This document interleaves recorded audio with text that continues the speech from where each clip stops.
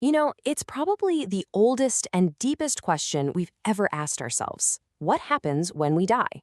For pretty much all of human history, that's been a question for religion, for philosophy. But what if? What if we could look at it as a question of evidence? So let's just dive right in. In this explainer, we're digging into the work of Dr. Craig Hogan.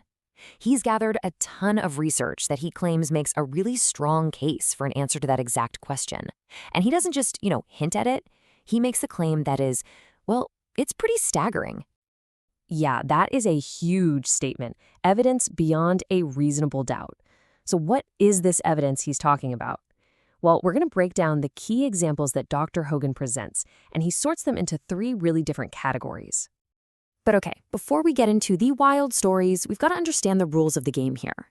Dr. Hogan isn't just accepting any spooky occurrence. He has a very specific checklist, a set of criteria for what he counts as credible communication from the other side. So this is his basic framework. First up, is the speaker actually verified? Does the person recognize them? Second, do they talk about shared memories? Stuff that only the two of them would know. Third, and this one is a really big deal, do they know about things happening right now, in the present? And finally, is it a real conversation, a back and forth, not just some quick, fleeting message? So keep these 4 points in your back pocket as we dive into the first category of evidence. All right, first up, we have what he calls recorded transcommunication. And that's really just a fancy way of saying voices and messages that have been captured electronically. According to Hogan, this is powerful stuff because it's literally on the record. You can play it back, you can listen to it again and again. Take this first example. It comes from these recordings made with a Dr. Dinshaw Nanji, who was convinced he was talking with his wife, Annie, who had passed away. And what's so striking here is how normal the conversation is. I mean, Annie, supposedly speaking from the afterlife, is commenting on the fact that her husband put the bedspread on wrong in his apartment. And this is a perfect illustration of Hogan's criteria. Annie didn't just mention the bed cover. In other recordings, she correctly points out a ring he has in his pocket, she talks about new pictures he put up on the wall, and she even seems to know what he was thinking privately. These little, silly details, as she called them, are actually what ended up being the most powerful proof for him. Now, sometimes these alleged messages don't happen right away. In fact, in our next example, there's a gap of 20 years. This all falls under a field some people call instrumental transcommunication, or ITC for short. So, back in 1994, a bunch of well-known researchers in electronic voice phenomena, that's EVP, all started reporting that they were getting phone calls, and the person on the other end claimed to be Constantine Raudive, who was a huge pioneer in their field, and who had died 20 years earlier.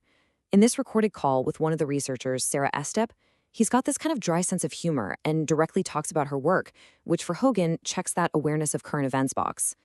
So we've talked about things that were heard, things that were recorded. The next category in Hogan's work, well, this is where things take a huge leap. We're moving from what is heard to what people say they have seen, heard, and even touched. We are talking about physical manifestations.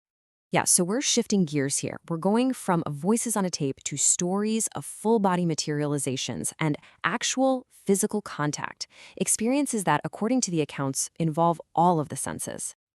A really key case Hogan points to happened way back in 1944. It was the trial of a Scottish medium named Helen Duncan. Now, she was actually being prosecuted under the Witchcraft Act, of all things. But what makes this case so fascinating is the court record. You had multiple people get on the witness stand and swear under oath about what they experienced. Listen to this. This is straight from the court transcript. A midwife, Jane Mary Rust, testified under oath that her husband, who had passed away, appeared, spoke to her, and took her hand. She described it as flesh and blood, and then she adds this detail. She felt the familiar knobbly knuckles from his rheumatism. I mean, that is an incredibly specific, tangible detail to give in a court of law. And she wasn't the only one. Another witness, a jeweler, testified with the same level of certainty about seeing his wife of 45 years. He said her voice, her appearance, it was all perfect. And boom, there it is again, Hogan's criterion about knowledge of current events. The wife apparently brought up the family's recent conversations about moving to Canada, something only they would have known. All right, let's move on to the final category of evidence that Hogan presents. We've gone from recorded voices to physical encounters, and now we move inside to the internal world. We're talking about mental experiences that are described not as fuzzy dreams, but as being profoundly and vividly real. So Hogan brings up the work of therapists like Jane Bisler. They use these guided techniques to help people get into a mental state where they can, in theory, make these connections. The idea is to help someone have a mental reunion that feels like a totally real, interactive event. So let's look at one of these accounts that he shares.